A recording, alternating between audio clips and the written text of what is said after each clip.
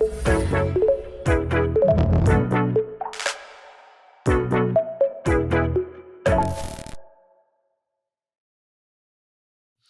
excited to have you on the podcast here today. How are you doing? I'm great. How are you, Jared? I'm excellent. I'm pumped for this conversation. So let's dive right in. Before we dive in, I'd love if you could tell the audience a little bit about your background and then leading into your new company. Sure. So I'm Canadian. I grew up in London, Ontario, and moved to the United States just over 20 years ago. First to go to school, and then moved out to the West Coast to join Google in the early days in the early 2000s. And that was where I really started focusing on the area that has become what I've spent most of my career on, which is cybersecurity and trust and safety, and working with AI as well. So I started the trust and safety product group at Google, and that was responsible for protecting our ecosystem against a variety of different attacks and large scale fraud. And so we built some of the largest machine learning models in the world to analyze all of the clicks that were coming through our ad system, as well as many other activities across the entire Google network. And that was something that was critical for us to be able to get right, to be able to ensure that our business model could function. So the idea was, if a cyber criminal could create fraudulent clicks using whatever mechanisms they had at their disposal — back then it was more simplistic sorts of techniques using bots that they would have to hand construct. Now, fast forward a number of years, and there are many more sophisticated techniques that are AI based that enable cyber criminals to create even more difficult to detect types of fraud. But whatever the mechanism was, we needed to be able to detect it at scale. And so this relates to what I did next, which was I was CTO of a company called Shape Security that protected the largest banks, airlines, federal agencies, and other large companies that served millions of customers against the different types of fraud that they would encounter. In particular, credential stuffing attacks and any type of attack that was trying to take over a large number of accounts. And so once again, it was a machine learning based mechanism that we used to be able to analyze all of the activities that those companies were facing and identify when cyber criminals were engaged in fraud. And this is ultimately what's led us to starting a new company called Reken. And we're dealing with what we sort of perceive as the final frontier of cyber criminals using technology to be able to create automated attacks, which is how generative AI enables them to be able to create very difficult to detect fraud. I love the name, first off. Love it. Thank you. There's a lot I'm loving right now. I'm loving the Yoda in the background that I just saw at the corner of your chair. But That's Grogu, actually. what is it? Grogu from The Mandalorian. It's Baby Yoda. Oh, it is Baby Yoda. It's a little. You have the nice background that kind of blurs out a little bit. So you're right. Yeah, It is yeah. Baby Yoda. Really cool. I had on Martin Mikos of HackerOne on a few episodes ago, and him and I were really talking about the opportunity that AI presents in helping stop a lot of these attacks. But then we also started talking about how it helps also the hackers that are trying to create these attacks. Um, I'd love to get your opinion. What are the greatest cybersecurity threats today? And let's kind of break it into two buckets, like medium term and long term. Sure. So I think that the key thing to remember about cyber criminals is that they are cyber criminals because they don't want to work as hard in a regular job. So cyber criminals are primarily motivated by money, and there's a lot of talent in the cyber criminal ecosystem, real computer science talent. And the reason that they're applying that talent to cybercrime as opposed to creating great technologies that improve the rest of the world is because they see an opportunity to be able to expend less effort to be able to get more value for themselves. And what that means is that cyber criminals are looking for the easiest path to be able to create that value for themselves. So it means that if a particular technique works, they don't feel the need to evolve beyond that to create something that's going to be more sophisticated from a technology perspective for its own sake. They're going to continue to use that technique that works, and they're going to generate money from it. So what that means in terms of the attacks that we see today versus what we'll see in the medium term, what we'll see versus what we'll see in the long term, is that today the vast majority of attacks are still coming from fairly simplistic techniques. Simplistic from the point of view of how we can describe them in the context of other technologies that we have available. It's actually quite a sophisticated ecosystem of cybercriminal groups that interact with one another in order to be able to create these attacks. So, for example, you might look at something like stealing passwords from one website and trying them against another website to see where those same usernames and passwords are going to allow you to unlock another account.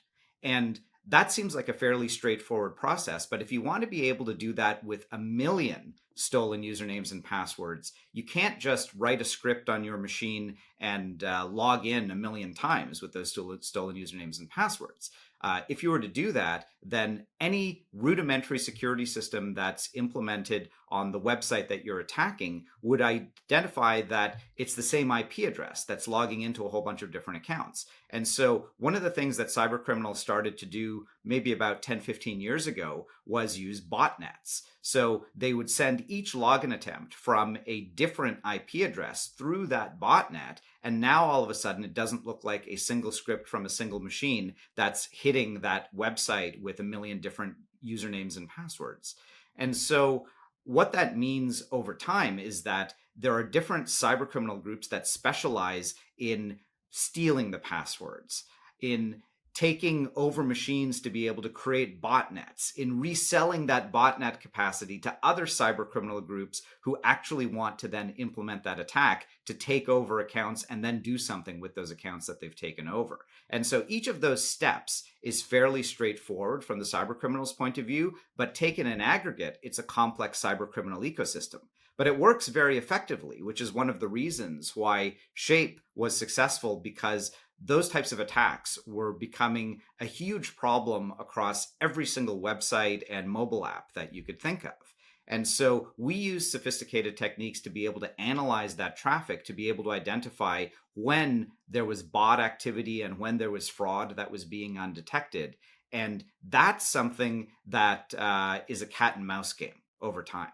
So when we get more sophisticated at being able to identify those attacks, that's when the cyber criminals who were previously content to rely on their techniques that were working before that didn't necessarily need to be that sophisticated, when they start to evolve and they start to adopt new technologies. And there was always what I call a last mile aspect to this, in that there were certain portions of a cyber criminal attack that they would have to hand off to a human operator.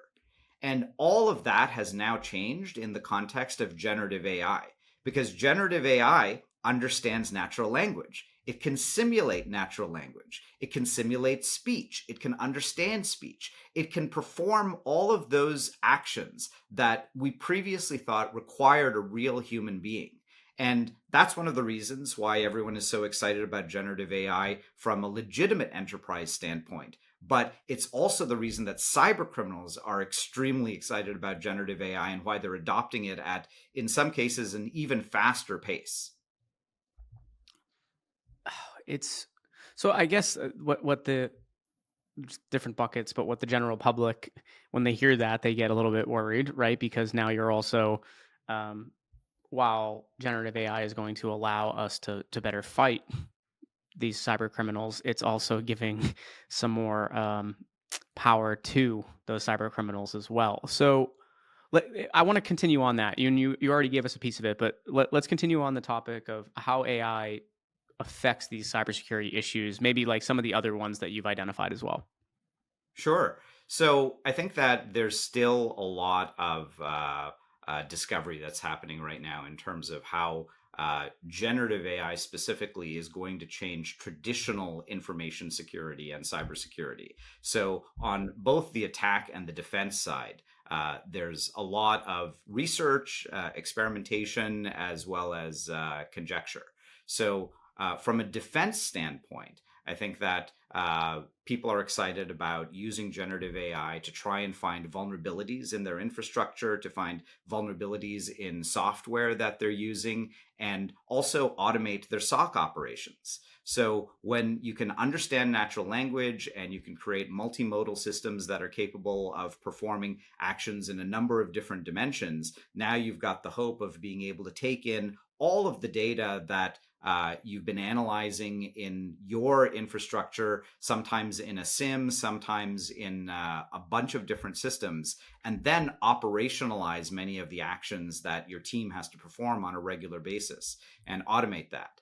And I think that that's an area where there's a tremendous amount of interest. I hear about startups almost every single week that are trying to create some kind of automated approach to SOC operations in particular.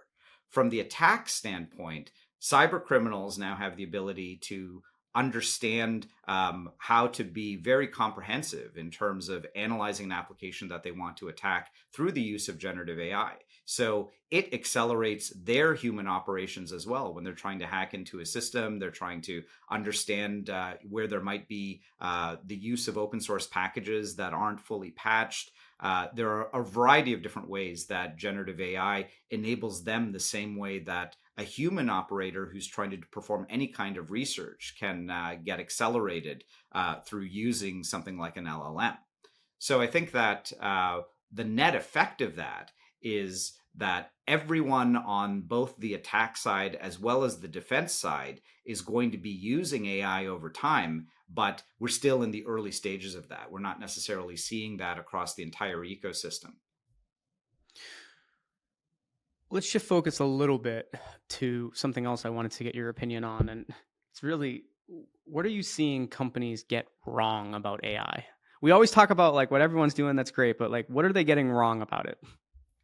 Well, I think that there are many companies that are thinking that AI is panacea, that AI is capable of doing anything that a human would be capable of doing, and therefore they should be able to just throw AI at a particular problem and they should be able to automate it or come up with a solution. And most of that is coming from folks that don't really understand the technical side of AI.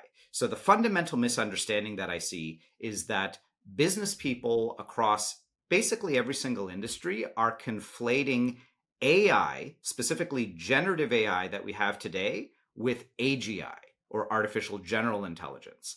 And they're basically thinking that when we've got a system that seems to know the answer to every single question, that can communicate in perfect natural language and can understand everything that I'm saying, even the basic nuances of things that might not be clear to another human, that seems like the AI that we've been hearing about in science fiction for decades. And yet it's absolutely not. The subtle thing here is that generative AI is in many ways designed to give the appearance of AGI. And in that regard, it's been extremely successful, where non-technical people have looked at the output of generative AI and they've kind of concluded that, oh, we have science fiction AI now, and so I should be able to use this on any problem. And so there's this process of, once again, experimentation and discovery, where they then learn that there's this thing called hallucinations, that there are errors that generative AI makes, and you can't just throw AI in its present form at any given problem. Now, that being said, after companies go through that experimentation and discovery, they often find areas where they can get a tremendous amount of value. And one of those areas is in customer support. Customer support is an area where a number of studies have been done. In particular, there was a very large-scale study from Stanford that showed that you could get 14% across-the-board improvement in productivity in customer support operations through the use of generative AI. So I think that there are a number of examples of parts of organizations that can be improved through the use of even today's technology. But a lot of the disillusionment and disappointment that people are feeling in some areas is because of the fact that they've conflated AI in its present form with AGI. Super interesting. It's and I know you told us a little bit about the company, and I know you're in stealth mode, and I really appreciate you doing this even while you're in stealth mode. A lot of people don't do that, and I appreciate it. But I'm like, you have so much knowledge and all the areas like surrounding what you're building. We can still have you on, and we can still have a good conversation. So, can you tell us a little bit though? Like, so the formal launch will be in 2025 at some point. Um, what really excites you, I guess, about the next steps? If you could share that, and then that'll be probably my last question. Well, it's really exciting to be able to tell the world what we're working on, and we're looking forward to doing that later in 2025. But this is an area that myself and my co-founder and our entire team are really passionate about, partially because of the fact that we are getting to that science fiction stage of the threats being so sophisticated that they blend into human interactions. So you think about classic sci-fi movies like Blade Runner and Terminator, and how difficult it could be to identify when you've got this android or robot that can blend in perfectly with human society. And that's basically what we have to contend with in the online world now.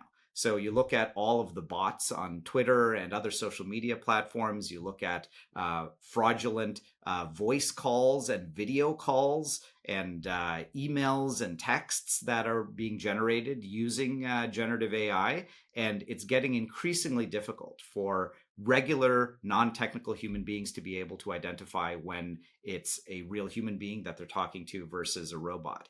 And so that's only going to get more sophisticated and more difficult to detect over time. And that's why we felt the need to found a company last year that would be there in that fight on behalf of humanity to be able to protect against what's going to be a never-ending threat. Did you see? I think it might be a joke, and I just saw it in a feed, but someone created basically, I think it was with 11 Labs, like an AI granny that when someone calls trying to like get your information, you can put that person on the phone and just waste the cyber criminals time on the phone call. They're like, she's like, so I'm at the store to go get the gift cards. What do I do? And they're like, get this. And they're like, I don't think they have that at this store. And it keeps going back. I think it was a joke, but I wouldn't be surprised if something like that existed today.